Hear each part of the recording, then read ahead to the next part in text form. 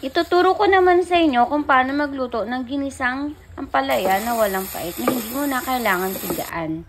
Maglalagay lang tayo ng mantika sa mainit na pan at bawang at sibuyas at kamatis. So, continue lang natin yung pag-stir niyan. Then, ilalagay na natin agad yung ating napakapait na ampalaya. Ayan, ilalagay na natin yan. Pero, mamaya, hindi na yan papait. Kasi ito lang naman yung sekreto natin. Lagyan natin ng asin.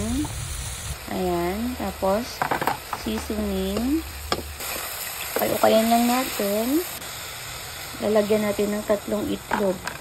Large egg, yung nilagay ko dito. Yung sekreto dito ay maraming itlog mo. Kasi kadalasan sa ibang nagluluto ng ampalaya, hindi na nila nilalagyan ng itlog. So, kailangan natin lalagyan ng itlog mo. 3 pirasong itlog. Yung iba naman, 1 pirasong itlog lang yung nilalagay nila. So, kaya mapait siya.